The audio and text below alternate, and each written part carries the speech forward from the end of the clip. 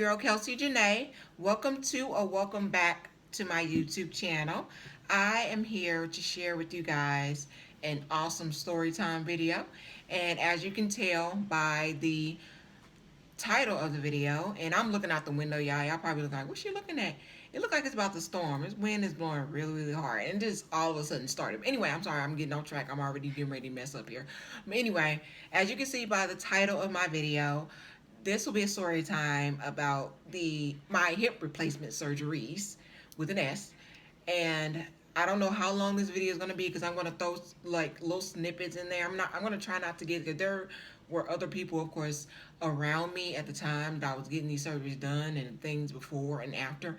So I'm going to try not to get anybody in the video, but just myself. But you'll hear other people talking or whatever in some of the little snippets. So like I was saying, I don't know how long this video is going to be. And y'all, I'm sorry. I noticed as I like rewatch my videos, I talk with my hands. But anyway, put them down. I don't know how long this video is going to be until I actually start editing it. So it may be a two-part video. I don't know. It's a lot to put into one little YouTube video, regardless of how long it is. So I'm not going to tell exactly everything. I'm not going to go like detail by detail. That'll be a book. I'm just trying to give you guys just the information and what led to the surgeries and things like that. And I hope it don't start storming because it looks like it is, and I don't want to lose my power. But anyway, that doesn't happen often, but now I need some wood to knock on. But anyway, I'm sorry, I keep getting off track because it's wind. And I got this window, I got the shade up, and I can see, and this is like really, really blowing. But anyway, so I'm just gonna hop right into it, y'all, and I'm gonna start it off talking about how I found out basically that I needed hip replacement surgery. So at first I wasn't really in pain or anything, but I had like limits. And when I say limits, like, I'm gonna just give an example. Like, imagine that you're sitting on the floor and you're getting ready to start working out and you're stretching. And you know how you kind of sit with your legs spread open wide and just kind of, I'm just doing the motion because you can't see my legs, but like stretching your back and your lower torso and all that good stuff, your legs and your hamstrings and all that, just stretching your stuff. And just imagine just the position that you're in, just sitting with your legs spread. So what I first started to notice is, like I said, I wasn't in any pain or anything, but what I noticed is I started losing my flexibility in my hips. And the reason I would notice is because I started working out years ago, and I noticed that I can only open like my legs if I was sitting in that position. I can only open my legs about this far, and it wouldn't go any further. Like, it's like imagine my arm here in my joint is my hip, and it was like a catch. It wouldn't go any further. I couldn't open my legs any further than that. And you imagine how terrible that is. But anyway, like you just can't. And it was hard for me to get up off the floor. I noticed that. And like I said, it wasn't any pain. It was just like my hips were just like so weak, and I would have to push up on stuff, and I'm still like, and this was years ago. I got my hips replaced in 2013. I'm sorry, I should have started off with that. And if you're new to my channel, I do have sickle cell, and that's the reason, but I'm going to go into that. But it's still kind of shocking to me, like when I'm on the floor and I like get up without having to hold on to something. I'm like, I didn't used to be able to do that, y'all. It was just like, what was I? I was in my early 20s, basically, and I couldn't get the frick off the floor. Like really, I didn't know what the heck was going on. So, like I was saying, at this time, it was no pain or nothing like that. So at that time, it was 2012, and I was trying to finish my schooling. I was going to the University of Missouri, St. Louis, and I was trying to finish. It was almost time for me to graduate. I had like a semester and a half left. And what I noticed is, I was working for a government position, and I was also doing my internship, and this was during fall semester. And while I was doing my internship, it seemed like everything was fine. until I started doing that internship, it had me standing a lot and walking around a lot. And what happened was, and this is the exact day that I realized that something was terribly wrong. And at first, I wasn't thinking about it at all. Like, I wasn't like paying attention to the fact that you can't even open your legs barely, Kelsey. What if you needed to like do some? You can't even do that. Do some long jumps, something. I don't know. I couldn't even barely do that, and it just didn't dawn on me that I was losing my flexibility, and maybe something worse would happen. But I should have thought about that, but it took for me to have to start going through the pain to realize that something was terribly wrong with my hips. So I'm gonna give you the exact day that I realized, because I was at my internship. I'm not going to get into details what I was doing and all that stuff. I was at my internship, and like I said, I did a lot of walking, a lot of standing. It required a lot of walking, a lot of standing, and I was leaving that day. And earlier that day, I did have like a little bit of pain or whatever. I had took some ibuprofen because I always keep ibuprofen with me no matter where I go, because I might spring up a headache or any kind of pain, whatever. I keep it with me. So I had took some ibuprofen earlier that day. And I had a little pain in my hip and my back, and I really wasn't thinking about it. Really wasn't thinking about it at all. And I thought it was just maybe because I was just standing so much that day. And when I was walking outside, the way that the place was located, it was inside of like a park. So you had the parking lot was a little walking distance from the actual building. And what I did was I was walking, I was minding my own business. I was closing that day at the internship, and I was helping them lock down everything and all this stuff, and that required a whole lot more walking as well. Anyways, I was closing that day, and I I was walking toward my car, and I think that day I may have had my parents' car. My mom, she had a Chevy Equinox, and I was walking toward the car, or whatever. I think I was already in a little pain before then. I was just driving my mom's car, but like I said, I wasn't really thinking about it. But this day, it really hit me. So I was walking, I was minding my own business, and I got this close to the parking lot, and there was like a bush on the side of me, and I stopped to do something. I think I was getting my keys out of my purse, and like my left hip and leg buckled, and like I kind of staggered a little bit. I was like, "What the heck is going on here?" And I started feeling a real sharp pain in my right hip, and I was like, "Okay, maybe something not right. You probably need to go to, I don't know, maybe the emergency room. Something's going on." I don't know. It still didn't really hit me, so I tried to walk again, and my right hip buckled again. And when I tell you it buckled, like my leg like completely gave out on me. I almost fell into the freaking bush.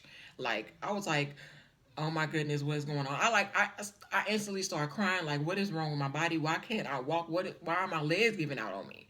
So I finally kind of got myself together, and I slowly made my way to the car. And each step was so painful. The right hip worse than the left, but I was just crying, tears flowing. But like I said, nobody was out there. Pretty much everybody was gone, and the people that weren't gone were the ones with actually with the key to lock it up. So I made it to the car, and I was like, okay, I'm gonna get in, I'm gonna go home, and then I'm gonna tell my parents like something's going on. Maybe I need to go to the emergency room. But I got to the car and I opened the door. I could not lift my leg to get in the car. And like I said, my mom, she had a Chevy Equinox, and it's an SUV, is not that daggone tall. But I just couldn't get my leg no matter how I tried. And I had to get up with my right, and my right hip was the one that was hurting the worst, because I was driving. When somebody driving me, I couldn't get in the left and the passenger side. What I was gonna do? Couldn't drive. So I kept trying, because I was like, okay. So I called my parents, and they came up there, and we switched cars. I think they took their car, I took my car because I could get in, or maybe, you know what? I think I did go ahead and drive, but I went right to the emergency room. And when I got there, they did X-ray. I explained everything that was going on. They did X-ray, and the man came back in, and he had already, because that's the emergency room that was around the corner from where we lived. I was always there, well, not always there, but that was familiar with that one. I would go there from time to time if I ever got sick or whatever. And he was a doctor there, happened to already be familiar with me, and he was like, "Oh, maybe I know you got sickle cell, whatever, blah blah blah." And he was like, "Well, I looked at the X-rays, and he was like, you barely have any like cartilage in your hip bone joints at your bones." And I was just looking at him like, "What? What does that mean?" He was like, "Your cartilage on your hip joint is deteriorated, and like to the point where it's bone to bone." And he showed me, and he showed like the little. And I think I think I want to find a picture. I don't have a picture of what he showed me, but I have a picture of after the fact, and I got both of them done. But he was showing me like the joint, and he showed me the right one. The right one was worse than the left, but he was showing me, and it was like a little hook, like on the joint, and he was like, when you say you were feeling that catch in your hip, that's what it was. Like the bone is chipped right there, and whenever it kind of moves, it hooks into that joint, and it is catching. And he was like, "You don't have any cartilage left right there." And I think the left hip just had like a tiny, like hair thin line of cartilage, but that right one, no. So he was explaining and all stuff. He was like, "So what you could basically do, I'm not gonna necessarily tell you what you can and you can't do, because he was just an emergency room doctor." He was like, "Of course you guys see a specialist and they'll let you know, but most likely you have to get your hips replaced. Either that or you're gonna have to deal with the pain." And well, I think what was I? I was 20. I have it I can't remember, but I have it, somewhere up here. Um, but like I said, it was 2013. I can't even think of the calculation right now. I'm so into this story. But anyway, so okay, I think that was maybe like late October. So I went home, and he gave me a doctor's note because I couldn't go to work, and I actually was able to get in quick with the orthodontist. Um, Excuse me, why I say orthopedic surgeon to look into what were my options. And the orthopedic surgeon, like I said, I was working for a government position, and I filled out the paperwork. I couldn't go back to work or whatever. It was actually like a student position where, in order for you to work there, which it was really good pay, I love that job. You would have to be in school, and it wasn't like you didn't. Did I have it? No, I don't think I had any benefits because I was at the time I was still under my parents' insurance and all that stuff. But anyway, I couldn't, I didn't have any. I mean, they had like sick days, and it wasn't enough to, wasn't no family leave and none of that stuff, no FMLA, all that stuff. So I just had them fill out the paperwork and to basically say that I can't come back because the building was made. It was a tall building, had a couple of floors, and in order to get to the elevator, I would have to walk a green mile to get to the elevator, and I knew I wasn't gonna be able. My hips was just screwed. They were messed up. I wouldn't be able to do that. So I had them fill out the paperwork, and I faxed it in. I wouldn't be able to go to work. I was going to continue to go to classes. I'm going to finish school, and I continued my internship. But during the internship, they once I got I think it was emergency room doctor gave me no because they don't do that. Um, the orthopedic surgeon gave me the pain pills, strong pain pills to be able to deal with it until it was time to do what I was going to do. So I would walk around. I had a cane. It was some older people there. They would always ask me like, "Why you're so young? Why are you walking around with that cane?" I had to explain the whole story. But anyway, so I made an appointment with the orthopedic surgeon, and I was like, "Look, this hurts." And he said the same thing. The emergency room doctor said either you're gonna deal with the pain or you're gonna get it replaced. And you're very young, but it's understandable if you get it replaced because after a while, I think they last like 15, 20 years as long as you take care of the hips. You gonna have to get it done again later in life. But I was like, whatever. I don't have time for this. We're gonna get these mugs replaced. So I made the appointment. I think I had the appointment to make the appointment um on like November 16th or something like that, and I made the appointment for January, and I can't remember the exact date, but I think the first surgery was gonna be done on January 6th, around January 6th, and the second one was gonna be done, I think like March, either it's somewhere between March 13th and March 18th. I can't remember the exact date. It's somewhere in between there. But I want to get all of it done, and I want to wanted to have enough time to heal in order to graduate, because I would have been graduating from college that May of 2013. So we did all that, and they gave me everything, gave me what I was supposed to do. I had to do one of those, you know, like a class that you have to go to before you get the surgery done, and they give you all your stuff. And what I had to do, because I had sickle cell, I had to have a pheresis done. And I may explain the pheresis a little later in a video, or just give you like a link below in the description box, because it's a lot. But I had to, it's pretty much like a blood transplant. Um, but it helps to get rid of the damaged sickle cells and blood, and replace it with good blood, and it only lasts for about 3 months. So it was perfect. I was able to get both surgeries done within that time frame. But anyway, I had to get that done first, and I'm going to show you some snippets on that, y'all, because I'm not really going to talk about it, but on the snippets you'll see, it'll show the machine.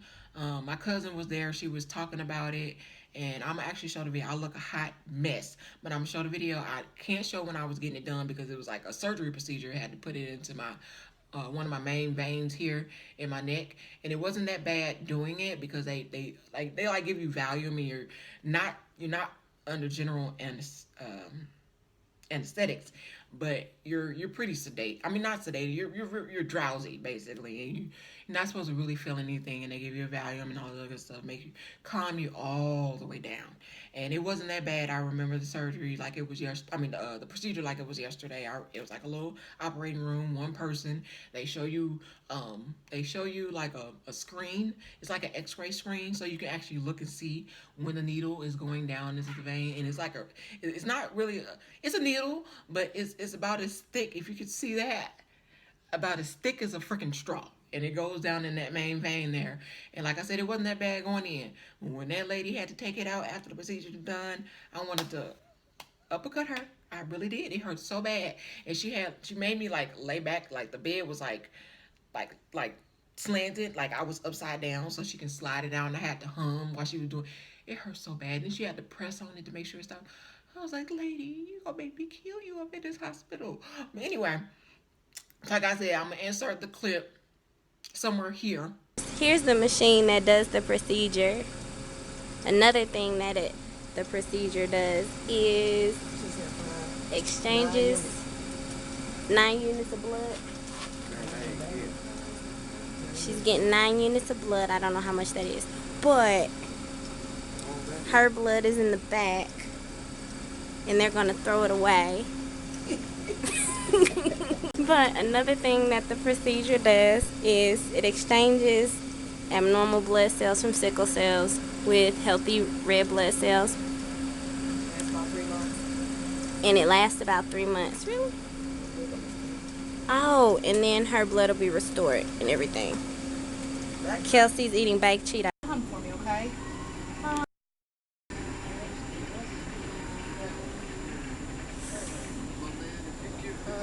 Ready? 1, 2, 3, huh? Done.